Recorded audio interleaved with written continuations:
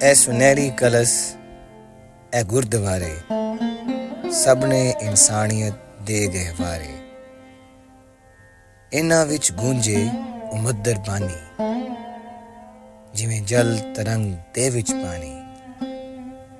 واہ گرو جی دا خالصہ، واہ گرو جی دی فتح۔ ماضی کے جھروکوں اور تاریخ کے پنوں میں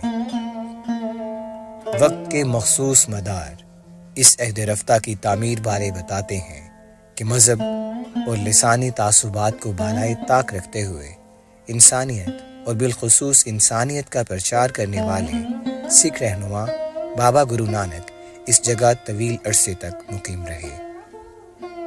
غالباً وہ مغلیہ دور ہوگا کہ جب گرو جی صاحب کے ماننے والے بابا منک سنگھ نے اس قلعہ نما گردوارے کو گرو کی یاد میں تعمیر کروایا۔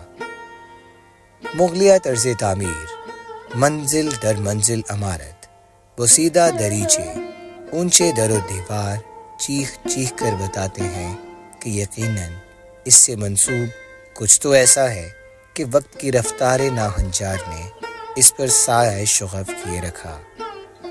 جہاں انسانیت کے پرچار میں صبح و شام کٹتے ہوں، جہاں پنپنے کو خلوص نیت کے سوا کچھ نہ ہو، جہاں مذہبی یگانگت کو فروغ ملے اور جہاں سب کو سب سے راہ و رسم کی ترویج ملے، وہ خطہ سرزمین یقیناً لائق ستائش ہے۔ رائے ونڈ کے نواحی گاؤں مانک میں موجود منک سنگھ کے نام سے منسوب گردوارہ مانک،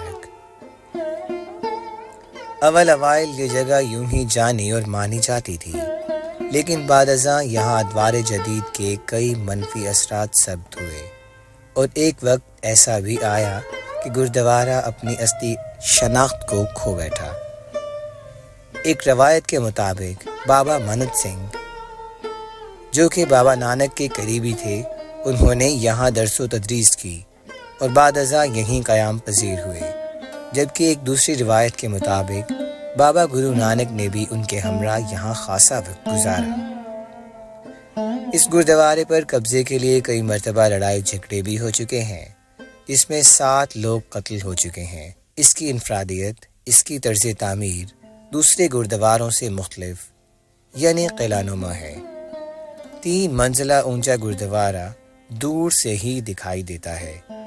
کھنڈرات بتاتے ہیں کہ یہ ایک شاندار عمارت تھی جو عدم توجہ کی وجہ سے خستہ حالی کا شکار ہو کر معدوم ہونے کے قریب ہے۔ صدیاں گزرنے کے بعد بھی گنبد اور بعض حصے مضبوط حالت میں موجود ہیں۔ گرو نانک مانگا منڈی سے جب پاجیاں گاؤں آئے تو گاؤں والوں نے بڑی عزت سے ان کی خاطرداری کی۔ کچھ دیر بعد گاؤں باسیوں سے دور گرو نانک نے 7 موجود ٹیلے پر اپنا بسیرا بنا لیا، جس پر بعد ازاں منک سنگھ نے ان کی یاد میں شاندار گردوارہ تعمیر کروایا۔ منک سنگھ کی سمادھی بھی اسی گردوارے میں بنائی گئی۔ یہی وجہ تھی کہ مانک گاؤں کا نام بھی منک سنگھ کی نسبت سے مشہور ہو گیا۔ گردوارے کے نام پر گاؤں والوں نے 82 ایکڑ زمین بھی نام کر دی۔ بیساکھی کے موقع پر اس گردوارے میں بہت بڑا میلہ لگتا تھا، اس میں ہزاروں سکھ یاتری شرکت کرتے تھے۔ پاکستان بننے کے بعد اس گردوارے میں لڑکیوں کا اسکول بنایا گیا، جسے بعد میں دوسری جگہ منتقل کر دیا گیا۔ گردوارے کی ایک دیوار پر 10 گروؤں کی تصاویر بنا کر 7 ان کے نام بھی تحریر کیے ہوئے ہیں، جو کہ اب مدھم مدھم سے دکھائی دیتے ہیں۔ گردوارے کی دیواروں پر کہیں کہیں اب رنگ و روغن کے نشانات موجود ہیں۔ اس گردوارے میں اب بھی کئی خاندان رہائش پذیر ہیں اور گردوارے کی خستہ حال عمارت یہ بتاتی ہے کہ یہاں ایک تاریخ چھپی ہوئی ہے۔